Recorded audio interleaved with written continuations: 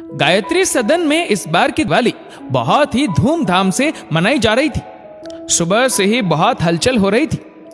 खुद गायत्री जी और उनके पति मनोहर जी पूरे घर को फूलों से सजवा रहे थे। भाई दूज पर उनकी बेटी 1 साल बाद घर जो आ रही थी, दिवाली से ज्यादा बेटी से मिलने की खुशी उनके चेहरे पर थी।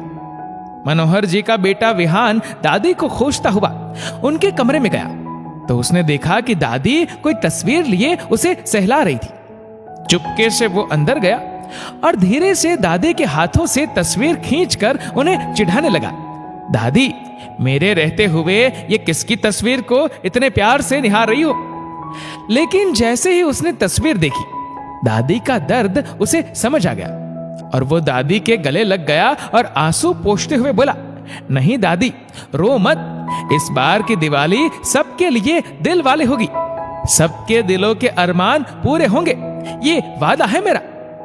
भाई दूज के दिन मनोहर जी विहान को खोज रहे थे, लेकिन विहान कहीं भी दिखाई नहीं दे रहा था। गायत्री, विहान कहाँ है? उससे कहो कि जल्दी से तैयार हो जाए और आरुषि को भी फोन कर दो कि वह तैयार रहे। विहान दोपहर तक उसके पास पहुंच जाएगा। मनोहर जी ने किचन में आकर गायत्री जी से कहा, अरे कैसे बोलूं, विहान तो सुबह से ही नहीं दिखाई दे रहा और उसकी कार भी नहीं दिख रही। लगता है वो सुबह ही चला गया।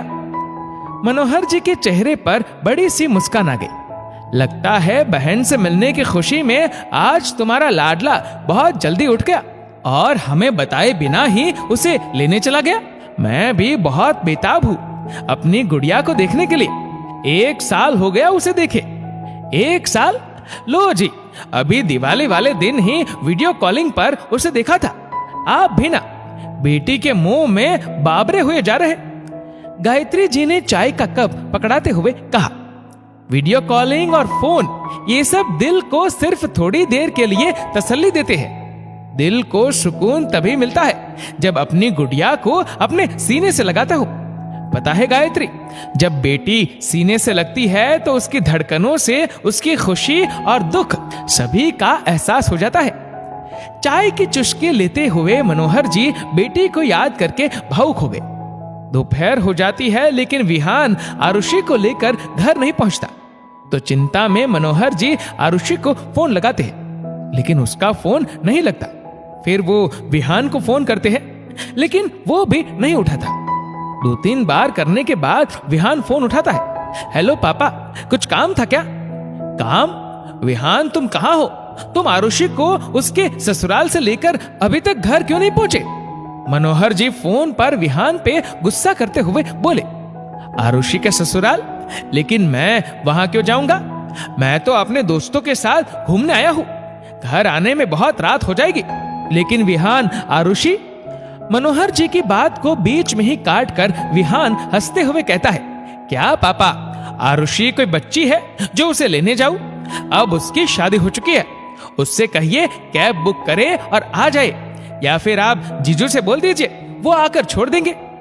शादी के बाद जब भाई या पिता अपनी बहन बेटी को विदा कराकर मायके लाते हैं तो ससुराल में उनका सम्मान बढ़ता है। तुझे अपनी बहन के सम्मान की कोई फिक्र नहीं है। शादी हो गई तो क्या बहन पराई हो गई है? क्या उसे हम सबका प्यार और सम्मान पाने का हक नहीं? तेरा जितना हक है प्यार और सम्मान का, उतना ही तेरी बहन का भी है। कोई भी बेटी या बहन मायका छोड़ने के बाद पराई नहीं होती।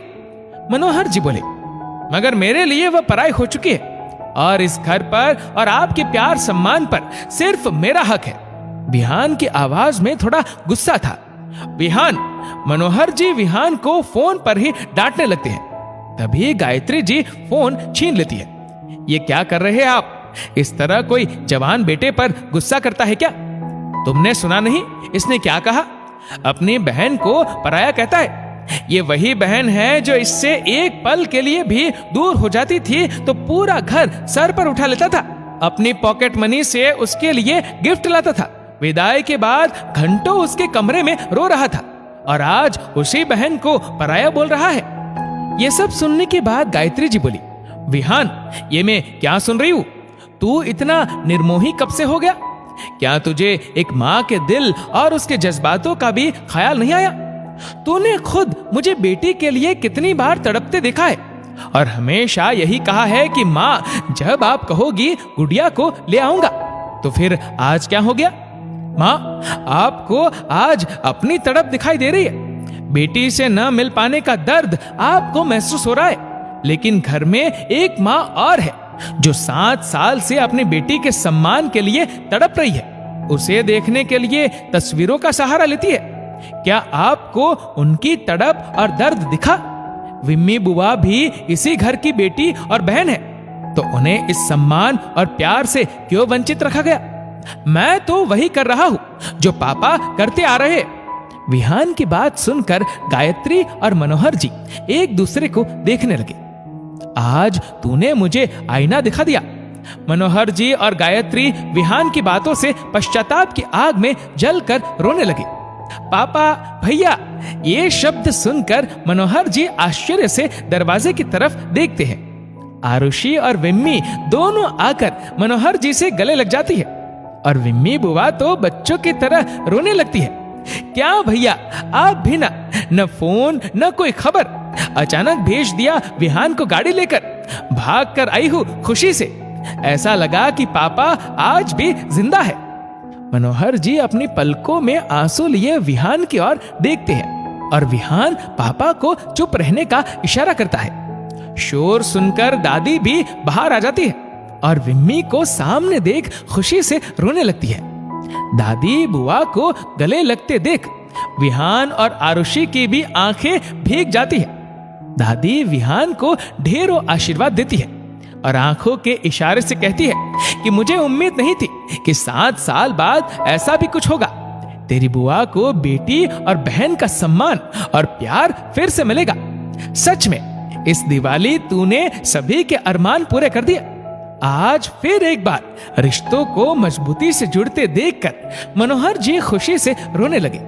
उन्हें अब पूरा यकीन हो गया कि उनके जाने के बाद भी विहान रिश्तों को सदा हिफाजत से रखेगा। बेटियां अपने पीहर कुछ लेने नहीं आती, वो तो अपने उन पलों को और उन रिश्तों को जीने आती है जो वो ससुराल में चाहकर भी नहीं पा सकती।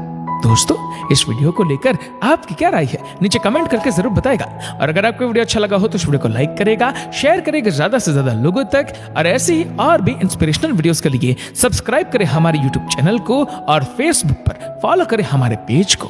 धन्यवाद।